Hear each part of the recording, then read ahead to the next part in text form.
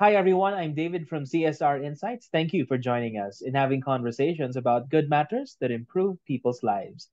This is Lifelong Learning with Engineer Ofelia Emso. Hi, ma'am. Good afternoon po. Hi, Sir David. Kumusta? Okay naman po. Introduce ko po itong ating guest, ha? Si Miss Emma Codizal. She's the president of Creative Minds Christian Learning School. Hello, ma'am. Magandang hapon po. Magandang hapon, Sir David. Magandang hapon, Ma'am Magandang Ophel. hapon. Ayan. Magandang hapon po sa lahat. Oo. Magandang hapon sa buong mundo.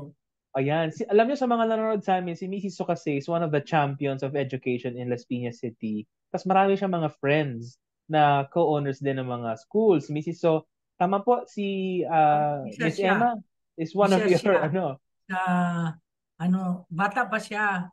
Tanda na ako, pero okay lang naman kami. Opo, Diba, we're kahit friends. na- Oo. Kahit na gano'n. Age doesn't matter. Oo. Oo, diba? Basta magtulungan lang, okay na yun. Para sa mundo ng edukasyon. opo. Miss Emma, kwento mo naman sa amin. Ano ba to? Nung tinayo mo yung school na to, was this really your plan noon pa? O merong mga liko-liko bago mapunta dyan? Plan? Wala talagang plan, sir. Hindi ito yung Mm. course ko kasi. So, hindi ito yung career ko before. Oo. And then, may church school kasi, may, ano siya sa church before, Pamplona Evangelical Church, Child Learning School. Okay. So ngayon, dumating yung time na nahirapan na yung administration ng church na i-handle. Mahirap eh. Mahirap from permits, ganyan. Medyo naghigpit na rin si DepEd. Hindi na kaya. And then si ate ko na panganay, gusto niya. Yan, siya yung may gusto. Mm-mm. Tapos hindi ko alam, napapunta po sa akin. Ako talaga, honestly, may sarili akong career eh. So more on sa financing. Mm-mm. Bangko, ayan. And then, si ate ang may gusto, pero hindi, ano yun, gusto niya. Pero hindi siya fit sa personality and then yung sa kakayahan niya. Kakayahan meaning, personality ni ate po ay, bakit daw? Kasi sa school kailangan ng patience, ma'am. Bakit? May patience naman siya. Hindi ganon. Hindi ganon. Kasi ate is, ano ECE siya. Okay, ECE grad. Okay. Pero kumuha din siya ng early childhood, ma'am. Kasi ang plan niya noon is preschool only. Okay. So, ayun. And then, nakapagtrabaho siya abroad. Gusto niya. O, de I tried. Meron kaming isang teacher doon na parang ano yan, may teacher ka, nasa bahay lang muna namin. And then, siya lahat. Tapos ako naman, may trabaho akong iba nakakikinig lang ako, tinitignan ko lang siya. Ay, ang hirap. Ang hirap pala. Titigan tayo. Parang ganyan, tititigan lang kami. Hindi, ang hirap palang maging teacher. Ang daming challenges. Hindi lang yon yung kailangang matuto yung bata. And then, forward ako, bigla na lang napapunta sa akin. Sabi ko, sige. Tapos si teacher, in-encourage na ako na kaka-churchmate namin yan. Sabi niya, ate, mag-take ka rin ng edu course or yung CTP.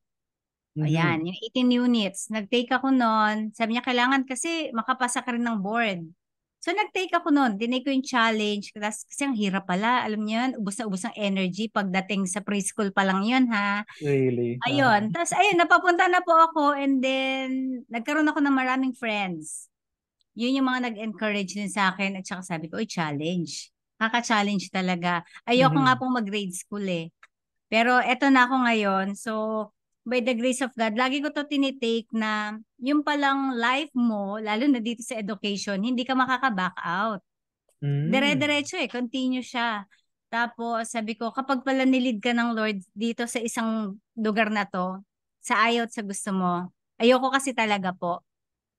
Andito ako ngayon for 16 years. Ayan. Wow. Ayaw mo pa niyan, ma'am, ha? Ayaw Ayoko. pa niya yan. Ayoko. Sabi nga nila, provision follows purpose. So baka yan talaga ang purpose mo. Mrs. So ikaw, meron ka bang gustong ipa-share sa amin? Itanong dyan kay Miss Emma, sa Ayun, friend ninyo? paano mo nagugustuhan ngayon na mas maraming challenges, lalo na sa parents?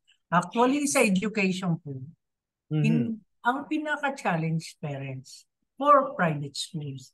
Kasi sa public schools,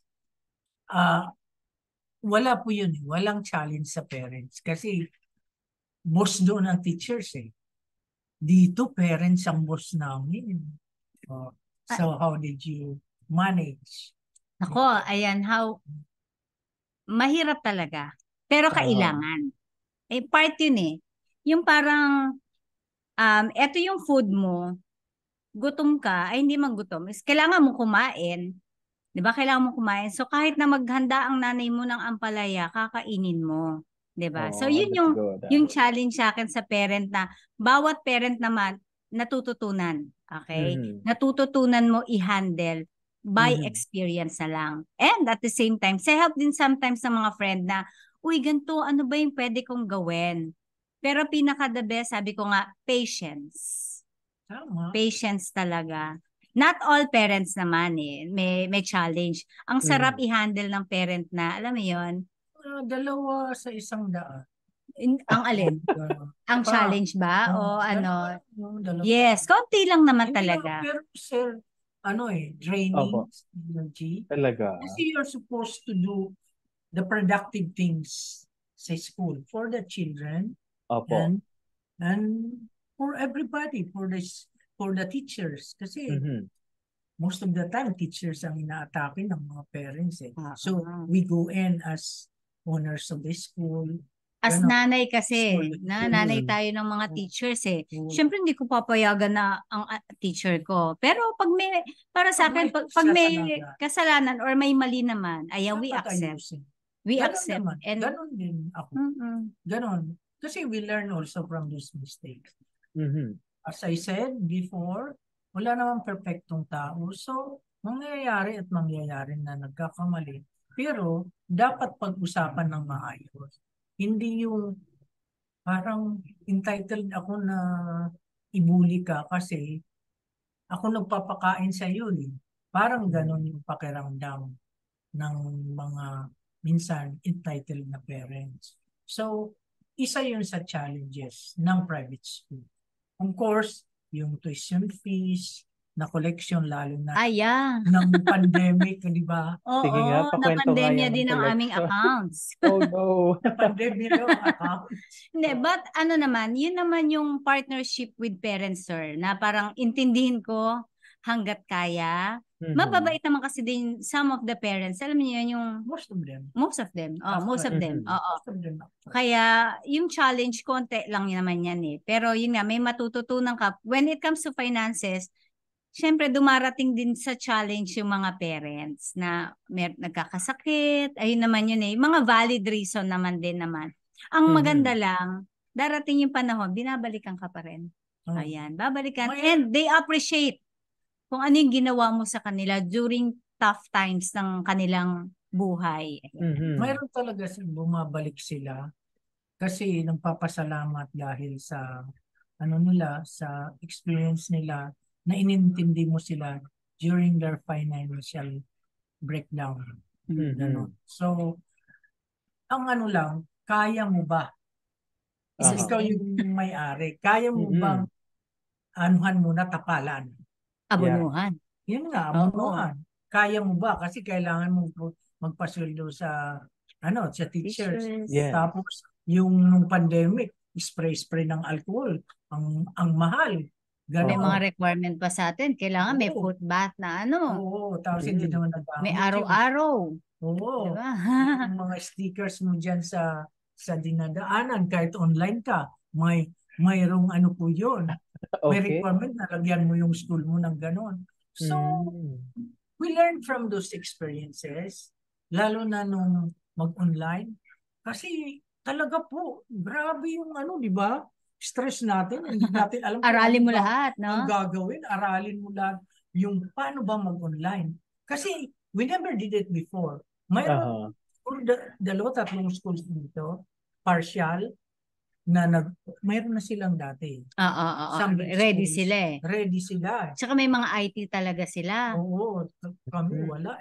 Pero ang good naman yan, ma'am. Sa akin, nasa side ko, meron ako mga batang teachers. Ayan, yung mga bagong graduate, mga mga 20s. Sila talaga yung nag-help na ito po yung gagawin natin, ito yung ganyan na kailangan subscribe dito. Alam nila kung saan may libre na subscription. Ayan naman. So pag nagpatakbo ka Dito ng sa paaralan, graduate ano, mas it's mas students marunong. and teachers talaga. I mean, students, teachers, pati parents naka-enroll. Ika nga. Yun, naka-enroll talaga noon kasi Mm-mm. kailangan tutukan din muna ng parents yung una. Pero after 1/4 siguro ayos na, di ba? Oh, tapos pinapaalis na namin yung parent. Okay Oo, na po, kasi iwan nyo na yung mga anak oo, nyo. kasi may bulong-bulungan yan na ano, ito yung answer. Oo. So, mabuti yun nung nahiwalay na sila sa sarili nila. Kasi, Mm. di mo naman ma-require po, sir, sa from pre-K, kinder hanggang Sa lower sa lower years. level. Kasi hindi mo ma-require na dalawa yung Mm. camera, di kagaya. Of course, sa law school, dalawang cameras mo, ganon. Sa mga ibang matataas yung kailangan na independence dahil Mhm. life and death ang katapat noon kung hindi naayos yung pag-aaral. Pero ito naman, foundation. So, Mhm. kailangan tutukan mo rin. Opo. Ganun. Kailan ka babawi kung hindi mo Mhm. maayos. Yun Mhm. yung pong nangyari sa amin. So, Mhm. at least kami, dahil magkakaibigan, nagtutulungan, ito, gawin mo to Oo. ito, Ang yung maganda, ganon. ang maganda rito, sir, ang magandang Mm. nakita ko during that online classes, mas na-appreciate ng magulang ang hirap ng teacher. Sabi Oo. nila, ang hirap pala. Paano nyo nagawang turuang magbasa, magsulat ang mga anak nila? Sila pag magtuturo daw, nagkakagulo pa sila. Ganyan. Kaya Mm. doon nakita namin na na-appreciate ng magulang ang teacher. Ako mas naramdaman ko yun eh. Mas pinaramdam ng magulang sa amin yun. Oo, ganun naman talaga. Pero yung may mga pa-isa-isa na parents na sabi, gawin nyo yan. Paano yan? Hindi namin naintindihan yung pag-online. So, Mhm. pupuntahin talaga sa school. Di Oh, ba? Para yan. turuan Lalo yung na. Mhm. magulang po, sir. Yung hindi nakakaintindi ng instruction mo We online. help naman. Sige, punta Papunta po kayo talaga dito. dito. Oo, Mm. sa school. Sa school Opo. niya. Buti Sa po school. hindi kayo yung iba kasi talagang unfortunately nag-close sila, no? Kayo buti naka-survive. Ayun. Sa akin kasi bago ako mag-start, meron na kasing big school din na nagsara, ma'am, no? Big yun. Mm. Talagang para sa akin, ang galing na nun. Marami na yung Oo. population, no? Isang Mm. tinanong ko sa mga teachers ko, laban o bawi? Kasi kung sasabihin nyo sa akin lalaban, you will help me. Andito ako. Pero kung hindi natin kakayanin, magsasara ako. Kasi ako, gusto ko lumaban para sa inyo. Pero kung hindi nila tutulungan ang sarili nila or magtutulungan kami sa bagong,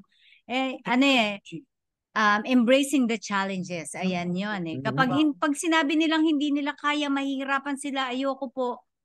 Okay lang, ayoko na rin. Kasi ang puso ng isang eskwelahan ay nasa teacher. Mhm. Nasa teacher yan. Kaya yan ang inaalagaan namin. Inaalagaan Natuto namin. sila na gawin yung mga dapat gawin, lalo na sa challenging times. Yes. Yun po Opo. yun. Kasi, fortunate siya na mga taga rito yung mga teachers na. Mhm. Karamihan. Ako kasi, galing sa probinsya pa eh. Tuturo Mm. ako pa kasi ang daming nag-resign po nung Mhm. pag-declare ng pandemic. Opo. Nag-resign sila, umuwi sila sa amin eh. Kaya nung bumalik na tayo, nung nagsimula tayo August na, no? Or July. August. End or July and or August. Kulang na ako ng teachers, iti-train talaga. So, di ba, ang hirap nung gano'n, bigla kang, uy, ibago to. So, remember sir, online to. So, Mhm. dapat magaling ka sa English. Kung hindi, talo ka ng Yeah. magulang. Oh. Oo, Oo di nga, no? ba? Di ba Kitang-kita tama? ka eh. Kasi Oo. mahahanapan ka lagi na. Oo, hanapan ka talaga. Uy, mali yung grammar mo ah. Hala, There was a oo time nga. na sinabihan ako na mali daw yung grammar ng teacher ko. Sige po, i-replay niyo yung sinasabi mo yung mali. Kasi alam Mhm. ko yung teacher ko na yun was good in English. So sabi ko, paano nagkamali? So sabi, ganon. Mami, sorry po nandito yung anak ko, magaling din to sa English. Kami, dalawa, nag-usap, tama yung teacher ko. Tingnan nyo lang po yung sentence construction. Tama po talaga. Hindi dahil maraming S, ibig sabihin plural na yun. Aha. Maraming S, maaring singular pa rin. Kasi yun po yung pag ano ng kung tama yung grammar mo. Kahit i-research mo. So hindi na siya bumalik after that. Yung magsabi, "Ay, hindi marunong teacher ni Mrs. Diba? Ganun pag nagkamali. Tama na, experience mo rin yan, di ba? Ano yun eh, pag aminado naman, kung mali, sorry po. Kasi syempre, minsan, kahit naman tayo na regular lang nagsasalita, di ba, nagkakaroon tayo ng, ay, mali yung nagamit kong word, or nagamit kong, kaya ang hirap for the teacher. Diba? Ang hirap for the teacher, kasi kailangan, pag nakikinig yung magulang, tama lahat. Kaya Oo nga, nga. Ang hirap. Kaya sa mga magulang, dapat unawain nyo rin. Though, pwede namang i-correct. Open naman kami for correction kasi hindi dapat i-tolerate na wrong choice of word, 'di ba? Yeah. Yun yung, Oo, yun lang yun talaga ang problema minsan, lalo na ng online. Pero siyempre, pag nandito ka na sa face-to-face, wala sila doon. Lalo na ngayon, after pandemic, nobody is allowed to go To inside. enter the Kagaya, classroom. di kagaya nun, dami no, sa loob ng compound, ang dami. Nagkukwentuhan din, ang iingay. Pero we still cater to their needs na gusto nila nandyan sila para makapagkwentuhan sa ibang mga parents, lolas, lolos, gano'n. They enjoy also inside the campus, gano'n. Pero sometimes, sumusobra din. Pati mga kalat, na-experience mo yun, kalat. Oo, hindi katulad ng pandemya, no? Unang pandemya, walang kalat eh. Kasi walang Walang pumapasok. Oho. Ma'am, kayo pong dalawa, no? So you've been in the education industry for so long. Siyempre po, napaka-importante rin nung nakapalibot na immediate community, kumbaga, the barangay, the tricycle drivers, the transportation, the security. Paano nyo po mine-maintain yung high level of good relationship with them? Wala, actually, less ang problema ko dyan. And thank you naman ako sa mga kapitbahay. Oo, kahit di ba minsan maingay, flag ceremony, maingay mga bata. Thankful ako sa mga kapitbahay kasi yung iba nakakausap ko, appreciate nila na merong school dun sa community. Maliit lang naman po yung school ko, no? And then, ang good din ay okay naman kami with the barangay. Talagang every time may program ako at halimbawa mag-iikot, ay very supportive sila. Meron ako agad barangay tanod, may hagad, may nagta-traffic. Okay ako with the community. Kapitbahay, wala naman po. Ayun, so far, yung traffic during pasukan, masaya din ako with the TODA, yung mga tricycle. Sila minsan nagta-traffic, nag-help out kasi most of the tricycle drivers, sila din yung mga service ng mga bata. And of course, kailangan meron ka ring relationship with them. Ayan naman ako, yung yan, di ba ma'am? Kailangan may relationship eh. So talagang last year, sabi ko, na-appreciate ko lalo ang mga tricycle driver. Kaya meron kaming Christmas party. Ayan. Especially with them, ano? Yung buong Tricycle Operators and Drivers Association. So I invited them. Nag-enjoy ako doon. And alam mo, ang sarap nilang kasama dahil na-appreciate nila small things. Ayan. Nagkaroon kami ng parang mini Christmas party. Ginawa ko doon. Kape toda. Nagkape lang kami. Breakfast together. Very good, Kung sino yung dadaan doon, libre kape, libre. Meron akong mga kakanin. Tapos konting raffle. Kasi naniniwala ako sila yung partner ko rin yan sila. Sila yung nag-help ng yung mga bata. Halimbawa, may batang, tatawid, nag-stop sila. Yan. At saka walang nagre-reklamo na ang traffic po sa umaga, which is totoo, nagta-traffic. Wala naman. Thank you, Lord. At saka, matter of pakikisama talaga, no? Yes, totoo yan. Pakikisama talaga, sir. Pero dito sa akin, wala eh. Lahat ng drivers dyan, titingin kung may lalabas na estudyante. Hinaharangan nila. Tapos kung may papasok bigla dito, harangan din. Ganun. Wala din akong problema sa mga kapitbahay na nagre-reklamo. Tapos kahit sa security. Pagdating ng Christmas, Di ba nabibigay tayo ng regalo? Aside from pakain, may regalo. Ano yun Ganon. yung regalo is pasasalamat. Appreciation talaga. Regalo, ganon. Hindi dahil mabait sila, but because we appreciate yung Tsaka ginagawa. Christmas giving. Tsaka ginagawa nila for us. Yung protection, sa akin kasi protection din yung mga yan eh. Oo nga naman. Pati, para malinis kapaligiran mo, mabait ka dapat sa mga basurero. Para palaging kukunin ang basura. kukunin ang basura mo. Yun po yun eh. So, ang mga partners talaga para maging maganda ang takbo ng negosyo ng school. So, ito naman, super bait naman ito sa lahat ng tao eh. Puro bungis-is lang kasi ito. So, nakakandidato nga ako eh. Oo, pwede na Pwede, pumunta. no? Pwede. Oo, ano Kaso yan? tapos na raw yung filing eh. Hindi. Ay, mahirap yun. Oo, gusto nga namin eh. Hindi, may nagtanong sa akin. Oo. Sabi ko, mahirap yan. 24/7 ako dyan kapag Oo nga. Eh, bakit school ba? Hindi 24/7. Oy, pwedeng tulugan pag pag ano. Oo, yun. So yung ganyan pong mga disposition ninyo in dealing with the community, with your partners, paano nyo po sinasama yung mga bata? Kasi di ba hindi lang naman sila nasa loob ng classroom. Halimbawa pag Christmas ba or may mga special occasions, sila rin ba partner ninyo sa kunyari pagbibigay ng tulong or pag I don't know, mga ganong activities po outside the school? Ako sir, dati meron ako yung kinder camp. Ayan, kinder pa lang sila. Every November yan eh. Na-stop lang talaga nung pandemya. So every year yan mag-sleepover sila sa school, magpapa kami ng mga donations nila or meron silang contribution. Sasabihin namin sa magulang, contribution this amount, bibili natin ng bigas, kape. And then we go out the next day. We go out po, meron silang mga bags ng package nila.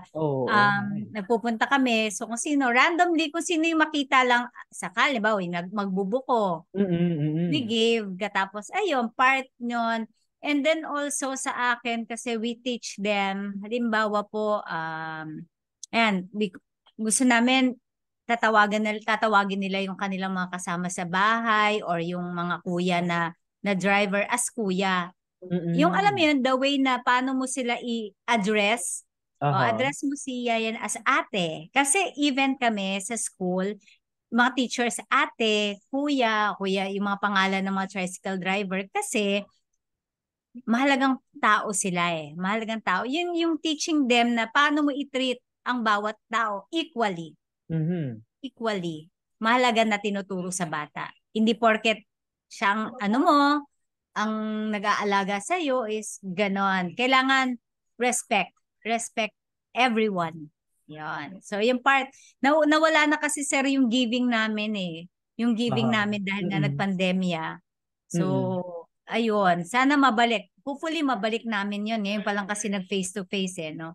Medyo baby pa yung aking mga kinder, hindi ko pa siya kayang patulugin ulit sa school. Oo nga, yeah. Nag-overnight sila, hindi pa eh.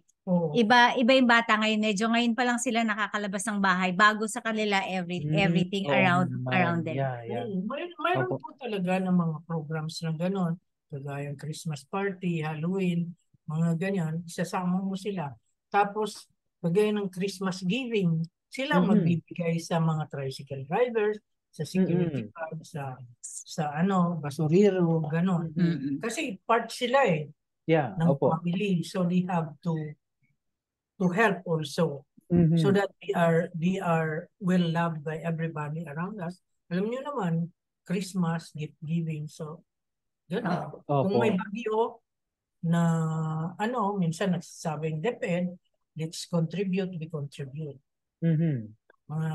Mga parents, mga children, we contribute also. Nung pandemic, it was the activity was different kasi they were inside their homes and then they just the video yung nangyari sa kanila, yung pagbibigay nila sa kasambahay nila, sa mga kapitbahay, yun yung pinakita namin sa program.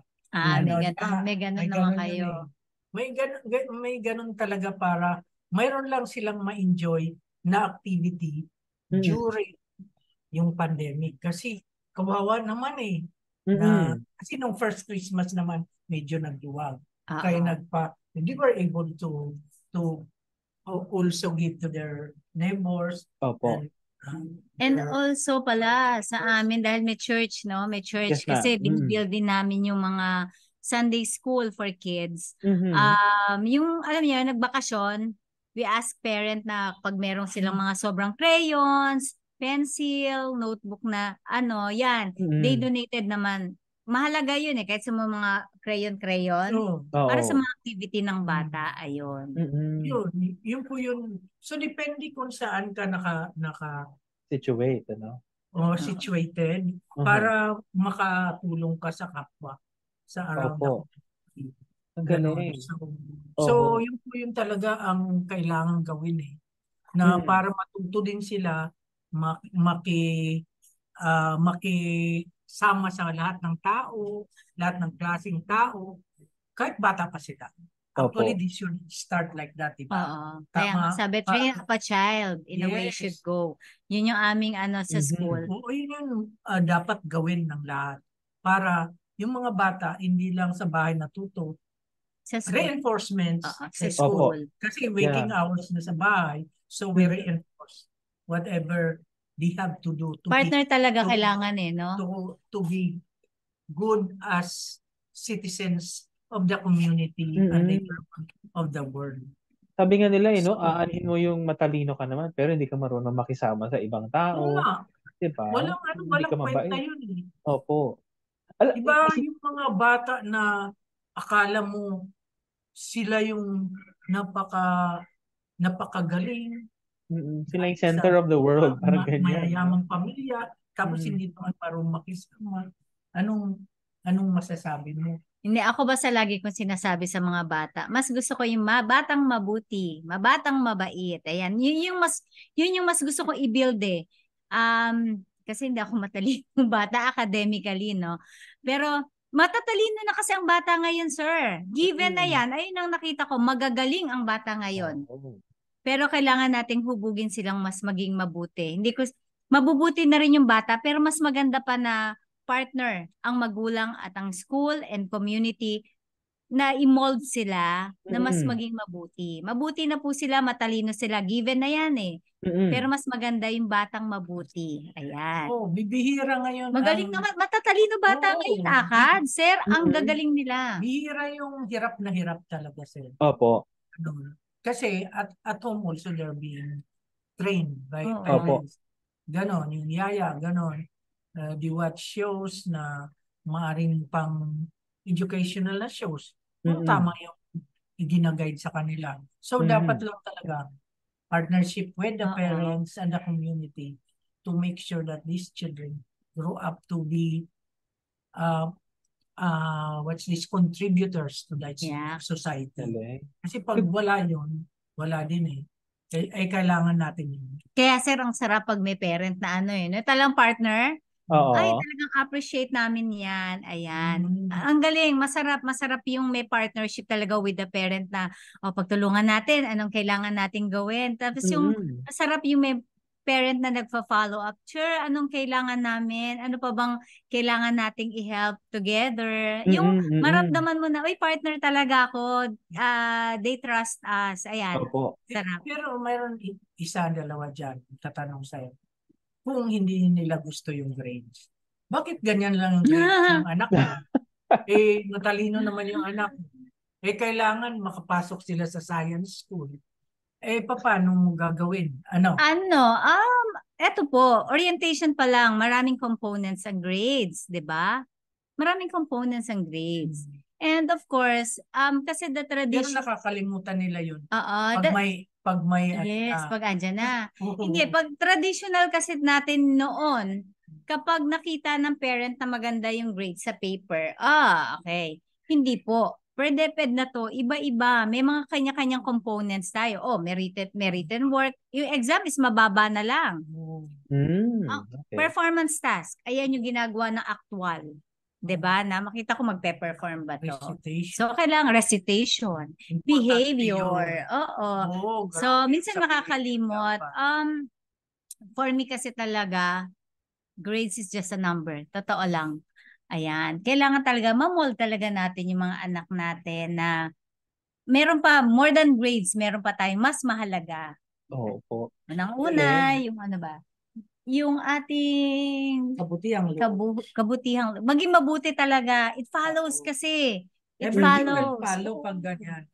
Kasi hindi naman matututo yung bata kung siyempre sa kapilyuhan niya kung hindi mo siya mapaupo. Opo. Ganun siya. Kung hindi mo siya pwedeng sabihan, let's listen to the teachers. Kung hindi ganon. Kaya unang-una dapat yun. Behavior ng bata, anak ng bata, bago matuto sa mga academics. Kasi Matuto muna sa buhay. matuto muna sa buhay. Yun yung kailangan eh. Yun yung lifelong learning, di ba, bata. ma'am? Hindi naman, baka sasabihin ng parent, buhay ng bata. Lahat appropriate their age, syempre, no? Alam mo naman, asahan mo na magtrabaho. Magtrabaho ka na dyan, anak ha, kasi grade 1 ka na. Grade 1, dapat marunong mo na magpo at opo. Di ba? Opo. Dapat marunong. Ibig sabihin, yung appropriate their age naman, hindi naman yung grade 1, kailangan magtrabaho ka na, anak, ha? Diba? Mag-follow ng instruction. Ayan. So, pwede itong no? Kanina pa naglalaro yung isip ko nung nabanggit ninyo yung mga relationships niyo with the public. Baka pwedeng meron tayo mabuting bata program o di kaya meron kang pa-night school dyan. Pero big na siguro yun. Pero maybe we can partner with TESDA. I don't know, for the tricycle drivers. Sana nga. Para madagdagan yung nila, no? Kahit paano, kahit 1 or 2 or 3 people lang na consistently attend ng class na yon. Anyway, ang bilis ng oras, nakaka 30 minutes na tayo. Ang rich ng discussion. Mrs. So, tanong po kasi organic masyado. Oo nga, very good. Walang masyadong stress sa pagsagot. Kasi hindi masyadong formal. Yeah. Very informal tayo. Yeah, at saka, very true. Oo. Yung ganito mas maganda. Mas maganda pala yung naka-interview na sa tabi. Magulo. Si Ma'am Ophel kasi magulo daw ako. Pero in a way na to make people happy lang kasi alam mo, yung buhay kasi natin is kailangan masaya lang. Kahit marami tayong mga challenges. Sabi ko naman sa'yo, na magulo. In a good way. Yeah, naman. Appreciate ko naman yun. Hindi naman ako dito eh.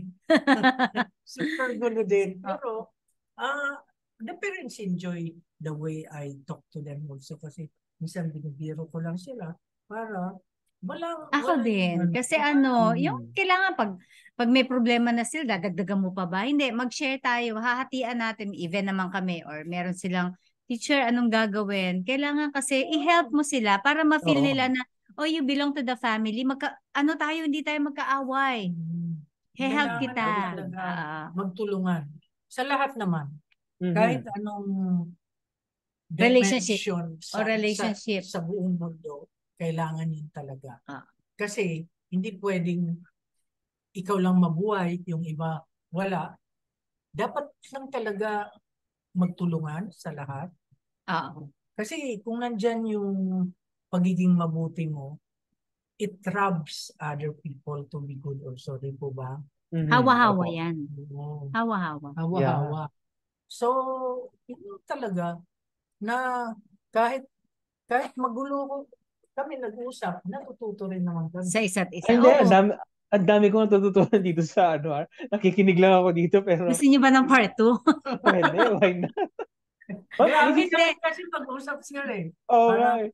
Ewan, minsan tawag sa akin, mami. Sabi ko, ang tanda naman ng anak ko. Maaga-aga akong nag-asawa dapat kung so may adopted daughter ako. Siya yun. Sa katauhan ng isang Emma. Ng isang Emma makulit. Si Miss Emma. Makulit namin talaga, sir. Yeah. That's the kind of relationship na nangyayari sa amin as owners ng school. Siya, batang owner. Ako matandang owner. Ganon. So, ano ang decision natin? Middle-age owner. Middle-age owner sa susunod.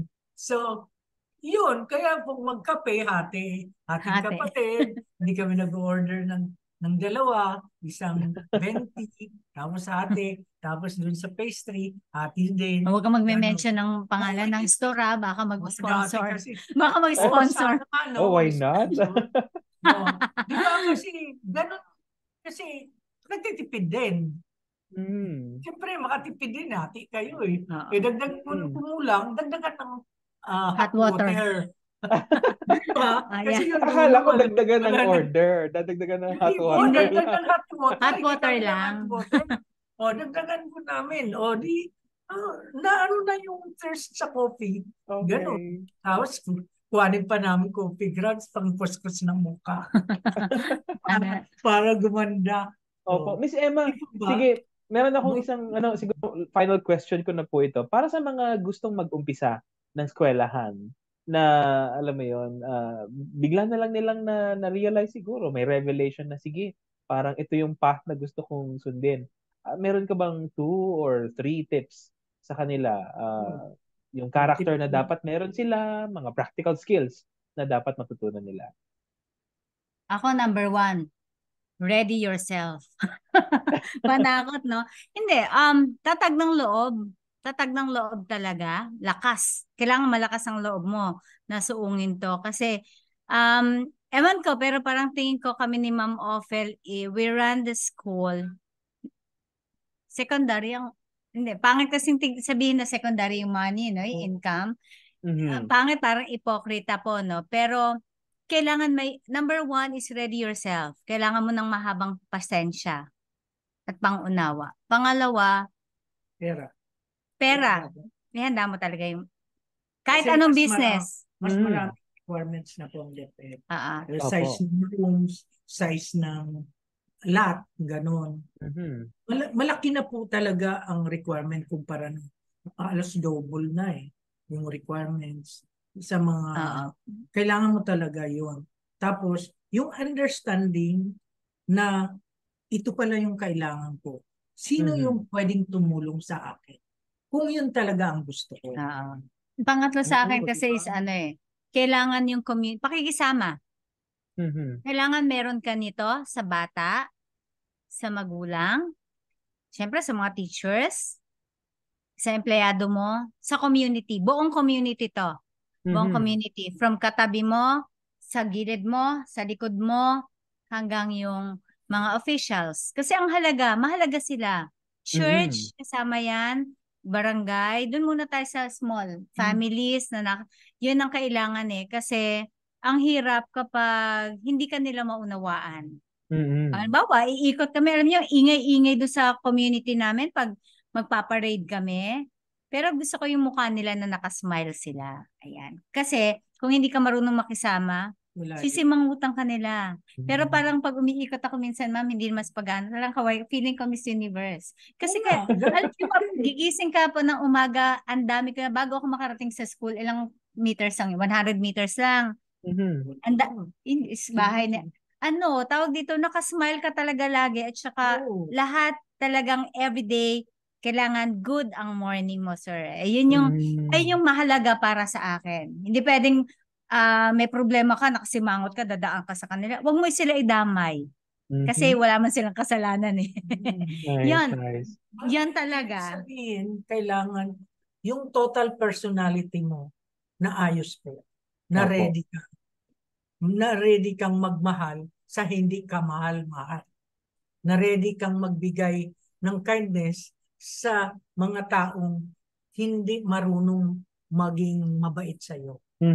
So, yun po yun. Kasi kung hindi ka ready doon, hindi ka dapat doon. Kasi super lakas ng requirement po ng maging private na school. Dati mas okay, madali lang. Nung ako nag-apply, di ba? Nung nag-apply, mas okay. Ngayon po, grabe ng stress. So, ayan. Sa ngayon, prayers, para makita mo sa sarili mo, ito ba ang gusto ko? Maisip mo talaga, ito ba ang gusto ko? Huwag mo muna isipin yung income, Huwag mo na isipin yung balik, wala. Dapat wala kang iisipin na income. Kasi walang business na mag-income before 5 years. Mm. Ganun talaga eh. So kailangan, pag sa school, medyo mahaba-haba ang PC. Kasi pag wala yun, hindi ka makatuloy. Oh, Paano? paano pag pandemya, nagsisimula Oo. ka pa lang, ano? Oo, tapos nag-shutdown ka kaagad. Nag-close ka kaagad. Kasi ang daming nagsasara. May schools pa dyan, nagsara. Because wala silang pang-alalay.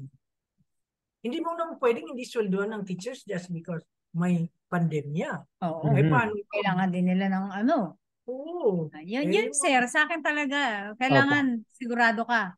Tibay ng loob. Tibay Pasensya. talaga. Pasensya sa lahat ng Super. kakasalamuhain mo. And then the third one is marunong ka talagang ngumiti at makisama sa lahat ng tao sa paligid mo. Yun. Mahal naman. Puso. Puso. Hindi lang utang. Puso.